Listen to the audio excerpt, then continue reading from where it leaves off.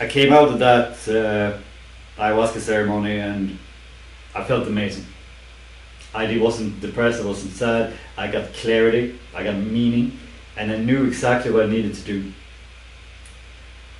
Uh, yeah, and I was so happy afterwards too. Like so happy, happier than I've been in years.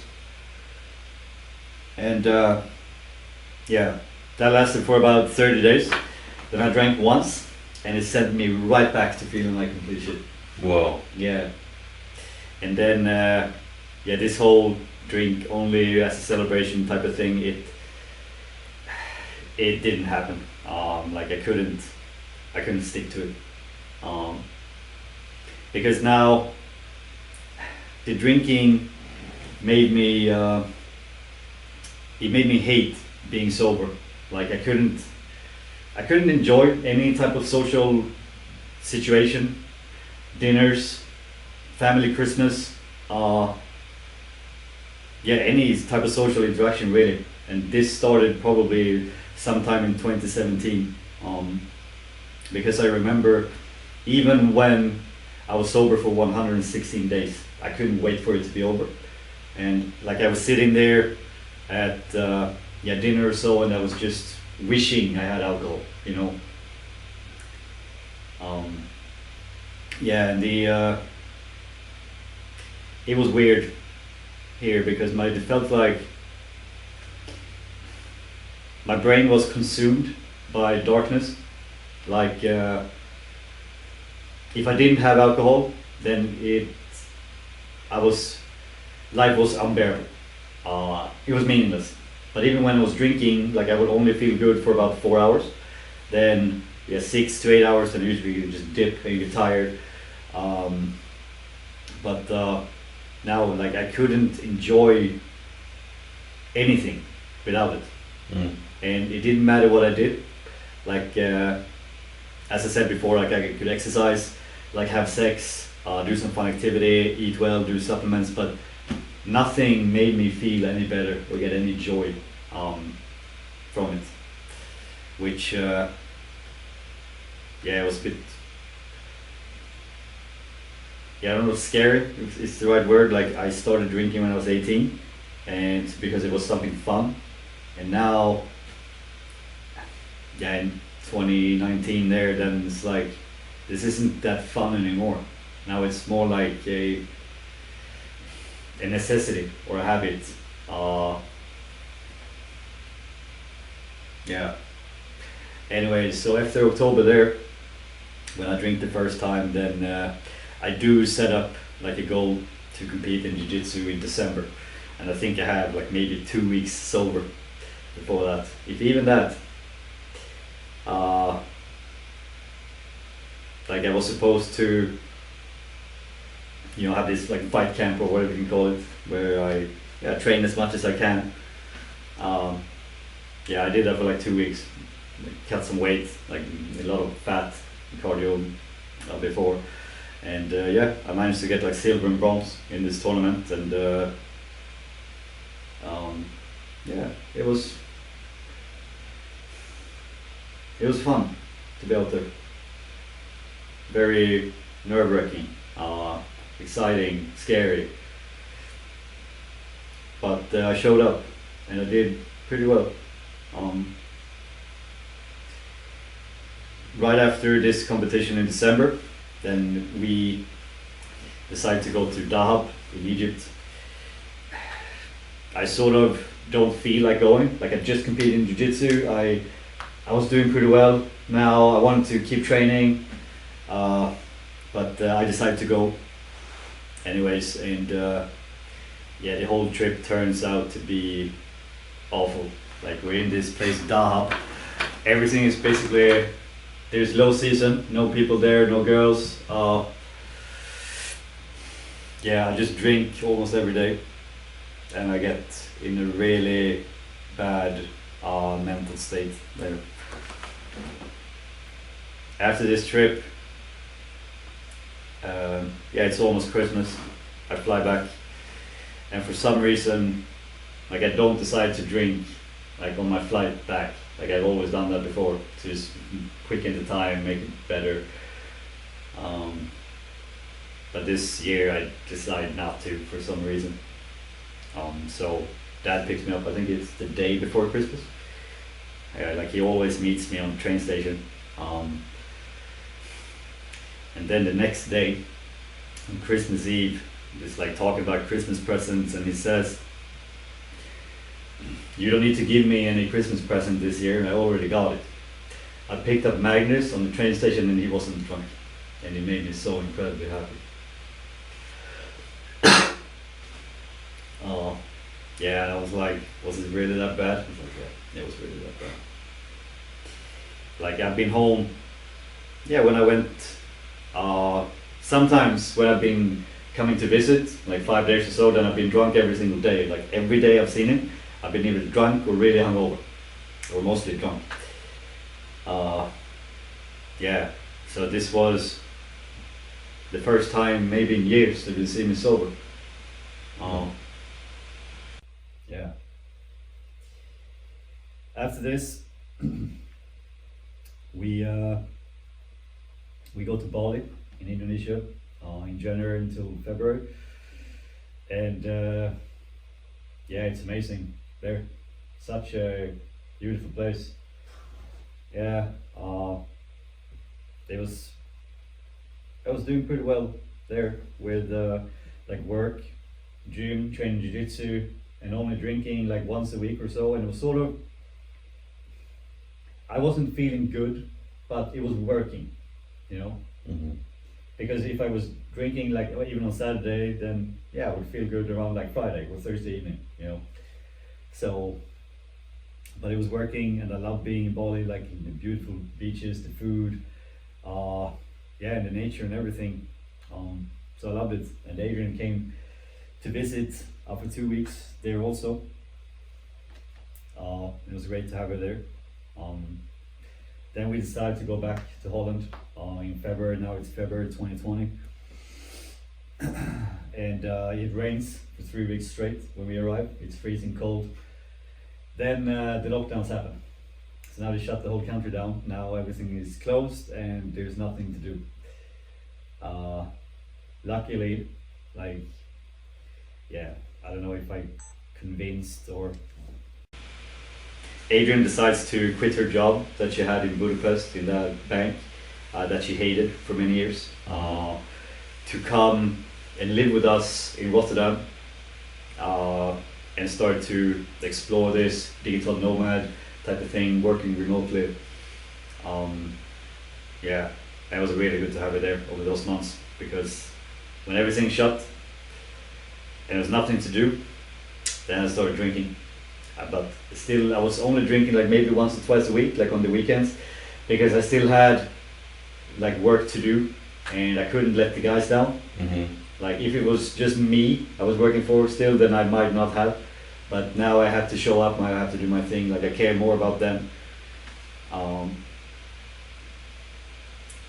Yeah, and the months pass. I'm usually drinking by myself, like not going out, anything, just out of boredom, really.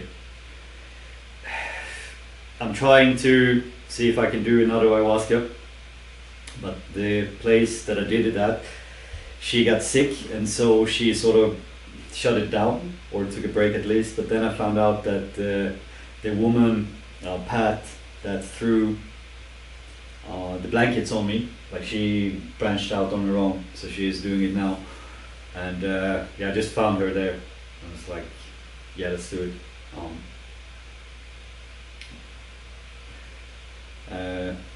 Yeah, so me and Adrian decides to do it together. And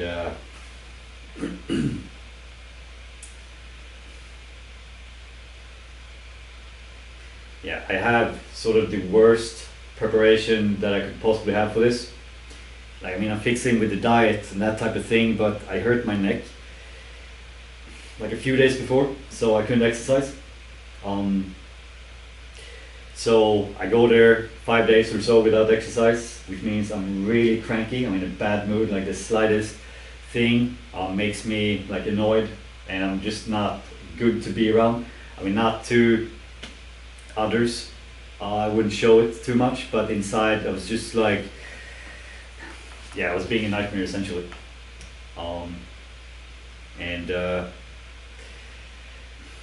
I'm just gonna pause. I'm gonna see my notes for this session. Okay. Yeah. Okay. So this is what I had. So angry. I feel like a failure, and I absolutely hate myself. Alcohol ruins everything. No sense of direction. Waste so much time on nothing. My girlfriend, like we are flatmates. Like we were living together and sleeping in the same room, but over these couple of months, then we became more and more like friends. Like stopped having sex, and yeah, the romance wasn't as it used to be, and yeah, it was just not a very good situation. No goals or anything. So much past regret, and I never speak with friends or family members anymore. And that's what I had. And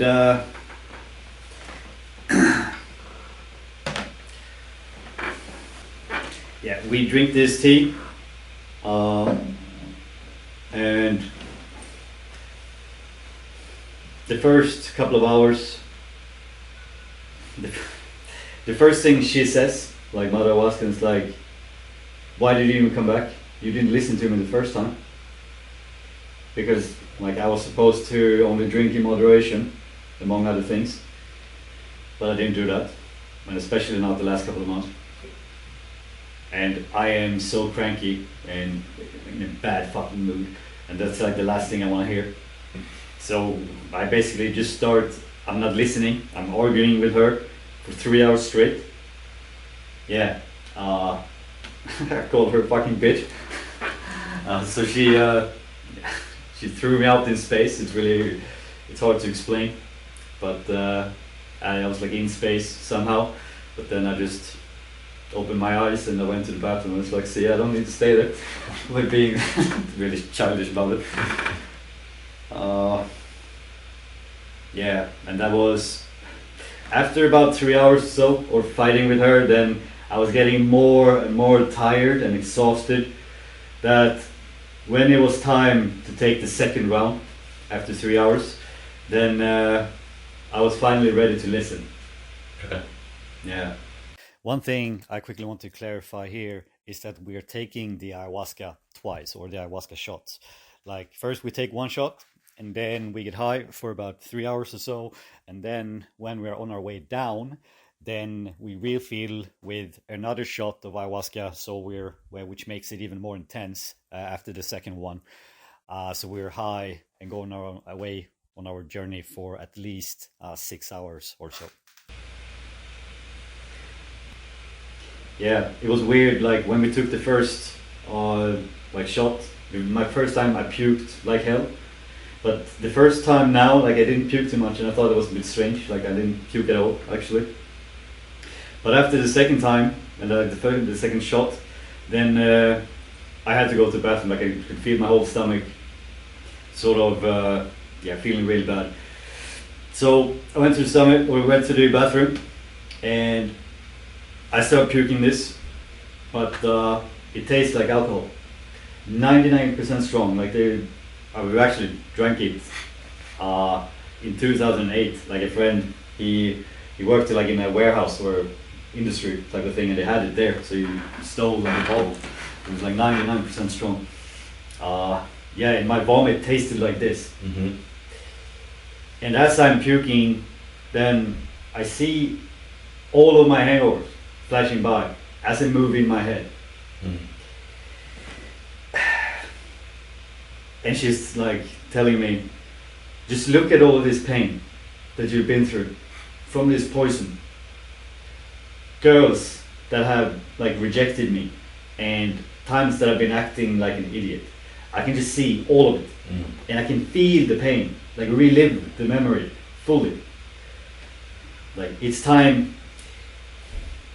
You were given this toy when you were 18, like when I started drinking regularly in Sweden. You have abused it long enough. It's time to give it back. And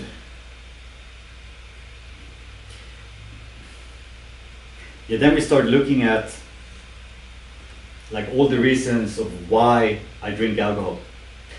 Pretty similar to what the guy does in the Easy Way to Quit Drinking, Okay. but it was more personal for me. Like for this person, like okay, fun. Like I have more fun when I drink. Like okay, let's see how much fun you've had over the last times. And it wasn't fun. It was usually just me drinking by myself, and not because I really liked it. I just did it anyways. And it could be times when I've been out in the club, but I was always too drunk. I was always too drunk, and looking for that sweet spot where I'm perfect drunk. But it's like, how many times have you hit that spot? Like maybe 5 times in your entire drinking career. Like yeah, always too drunk. So yeah, it's not that fun. Okay. What else? Girls. Like you've been with some girls now. Like okay, let's check. Mostly the girls liked me until I got really drunk, or I was with a girl and she liked me, but then she said something and I misunderstood it, and she didn't say that at all, and now she doesn't like me anymore. She wants me to fuck off. Yeah, so in truth, it wasn't actually true. The girls didn't like me drunk. Okay, but it makes me social. Like yeah, true. I mean, drunk Magnus has an easier way of expressing himself, maybe, but there are other things you can do. Like you could maybe go for a run, or eat better, or take supplements or something that would make you, or even just take the initiative of speaking like you're pretty social and likable guy as you are. Okay, you know, it makes sense.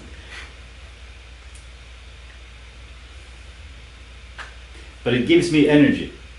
Like, yeah, okay, you probably won't be able to stay up until 6 in the morning and mud wrestle with Tim without it. But there are other things you can do. You can maybe drink coffee, you can take pre-workout or caffeine pills or Monster, yeah. Like something to give you energy. Like you don't need this for that.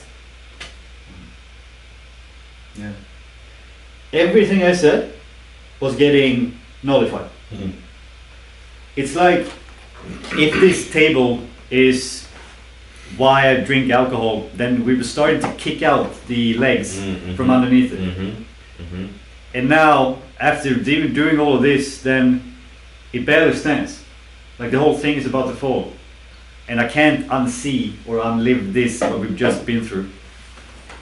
And she's like, yeah, it's time to say goodbye to this once and for all and end this madness. Like you drink once and you feel good for 4 hours, then you feel bad for 5 days. And it makes you hate being sober. So it's a lot more than just 5 days. It's maybe even weeks or months. It's madness. Like, and there's no one that is forcing you to drink this poison.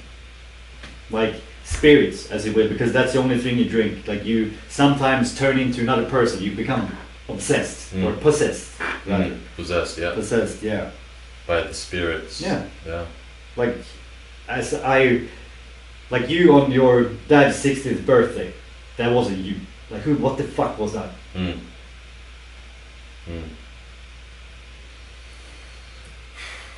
Yeah. So now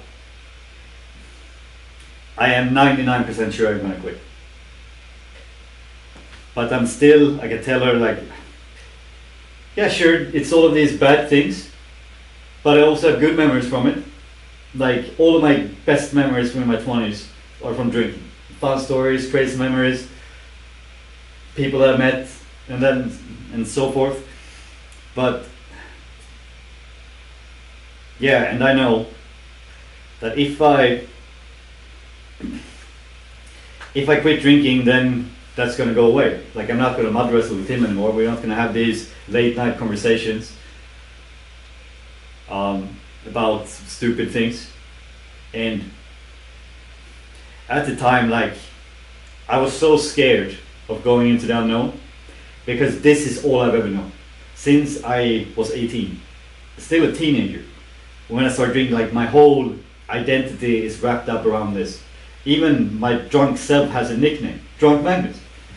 Yeah, it's like I don't know who I would be without it, and I'm scared of letting go. Like I'm not ready.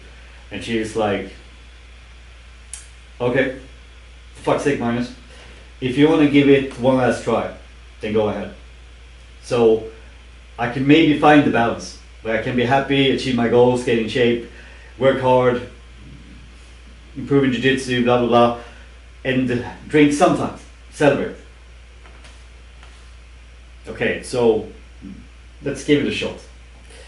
Because that's also one thing, if I didn't do that, then I would wonder, what if? Like, what if I could do it? If there's 1% chance, what if? Yeah, I get out of that bathroom and I lay down and I look over at Adrian and she just lies there, like so peaceful and beautiful, just gone on her journey. And it's like, yeah, you don't realize what an angel she is. Like, you don't appreciate her for the things she's doing for you. And you have this like inner conflict. Like, you want to be with her, but you also want to be alone and be with others and not have any responsibilities really, or duties. Duties, yeah. Duties, like to just be with one person. Oh yeah. And it's causing this friction where sometimes you're nice to her, but sometimes you're mean to her for no reason, especially when you're drunk. Sometimes. And it's because you're entering a new phase now. You need to be alone, otherwise you're going to look back on this and you're going to regret it, and you're going to resent her and hate her for it. Which is, none of this is her fault. She's done everything right. Yeah, I broke up with her like 3 weeks after the ayahuasca. After 6 years with her, which was, yeah, it was awful.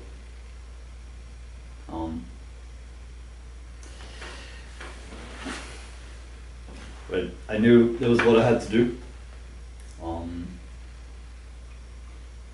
Yeah, and after that I was devastated, heartbroken. Okay, so let's talk about this ceremony now a little bit here, because I forgot like quite a lot.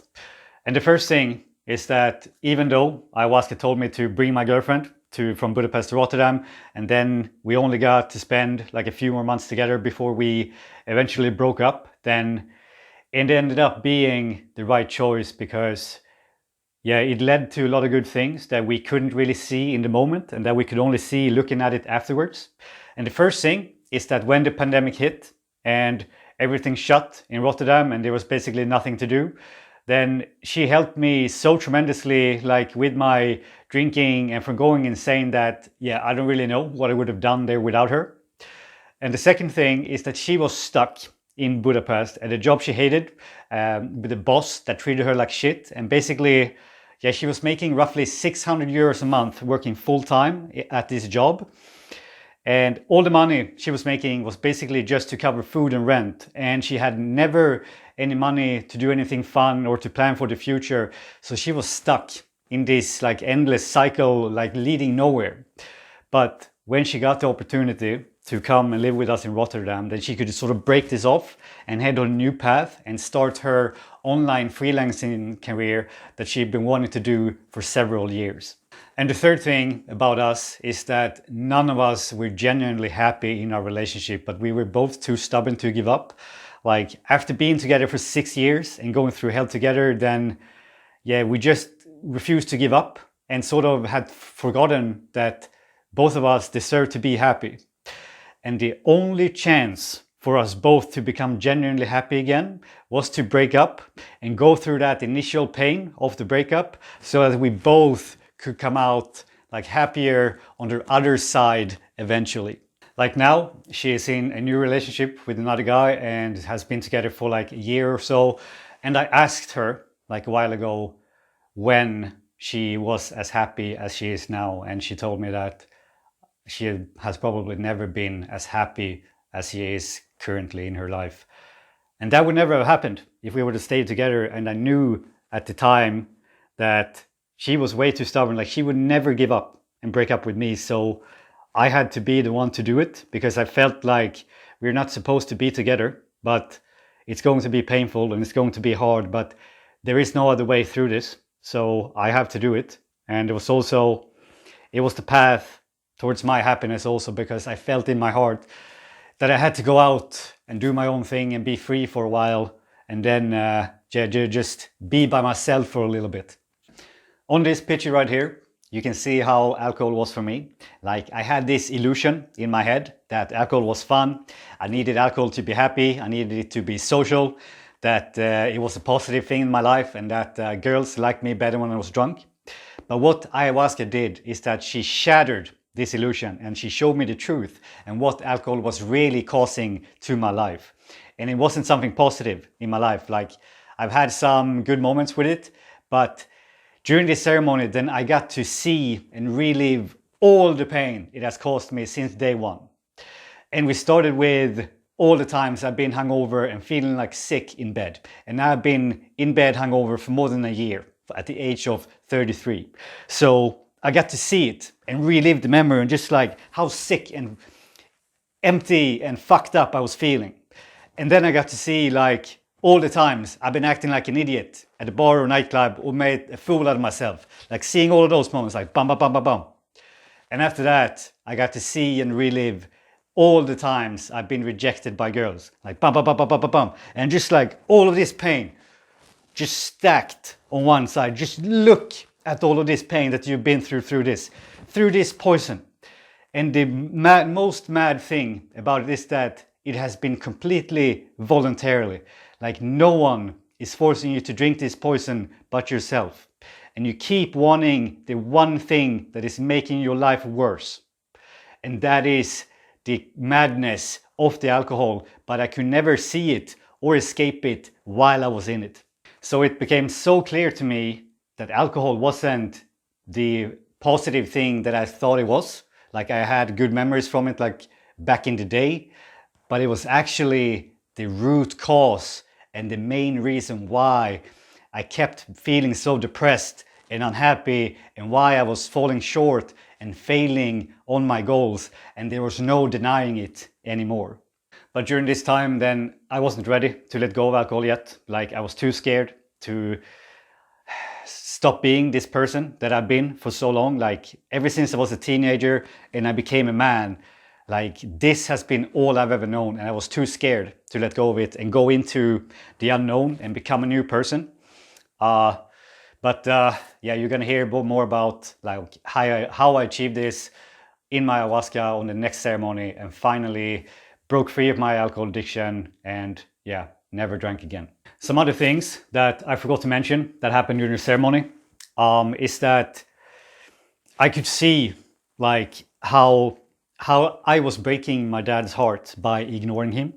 Like, he would text me and asking like how my day was or how I was doing, and I was living abroad, so we didn't speak much. And I mean, I was very closed and didn't say anything to anybody really.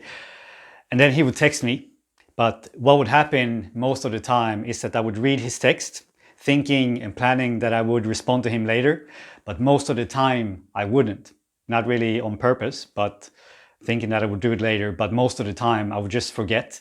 And now during the ceremony, I could see how it was breaking my dad's heart and how it was making him feel.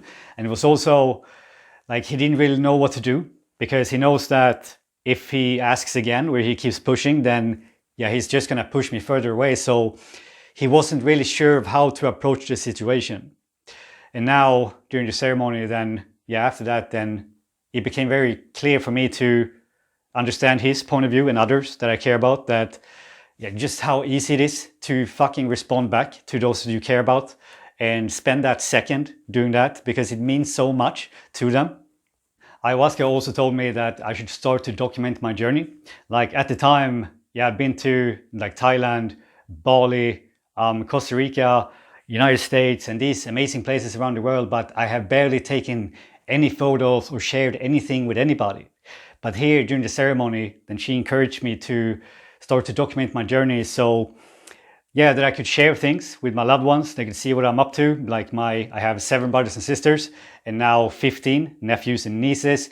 So most of my siblings have families on their own, and traveling and seeing the world is vastly more complicated for them than it is for me. And I've had the luxury and the luck to travel a little bit and see many beautiful places around the world. So just by sharing some pictures and some videos with them, then it's sort of like I can bring them along on my journey, and it's also something that I can look back on later in my life. And I didn't start doing this right away. Like Ayahuasca told me to do this in June 2020, and I didn't start my Instagram and do this for real until June in 2021, in a year later. But we're going to hear more about that in a later episode. And after this, Ayahuasca told me that I should help bring my brothers and sisters up.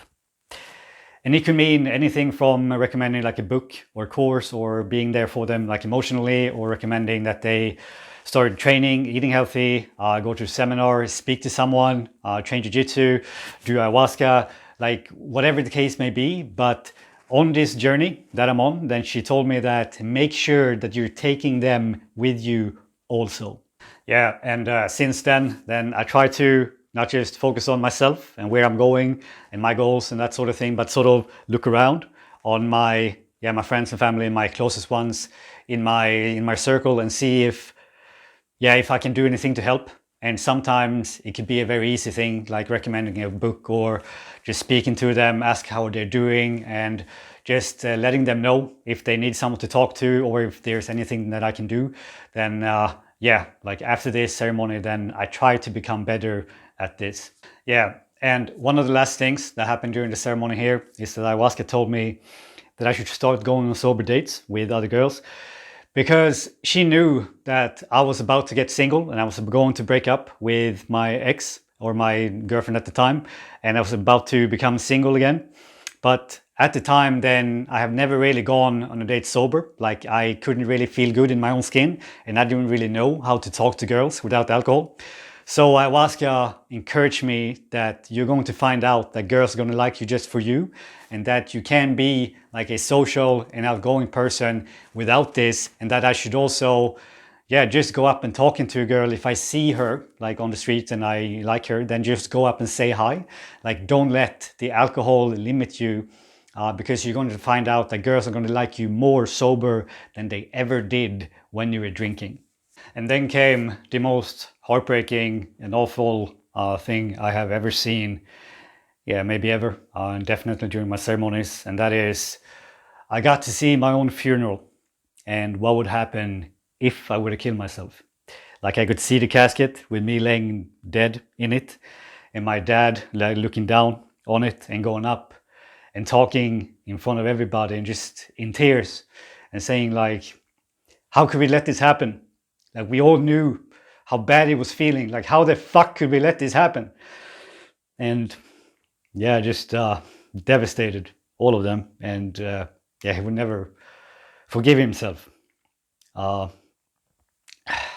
in this moment, like my suicidal thoughts, they disappeared after my first ayahuasca ceremony. Then I became depressed again when the pandemic hit and I started drinking again. But the suicidal thoughts, they didn't really come back. But after seeing this on my second ceremony, then I never had any suicidal thoughts ever again, because I could see like, how just traumatized and devastated everyone in my circle, my friends and my family, like maybe not on a global level, but definitely on a local level. So after this, then I didn't really have any suicidal thoughts ever again.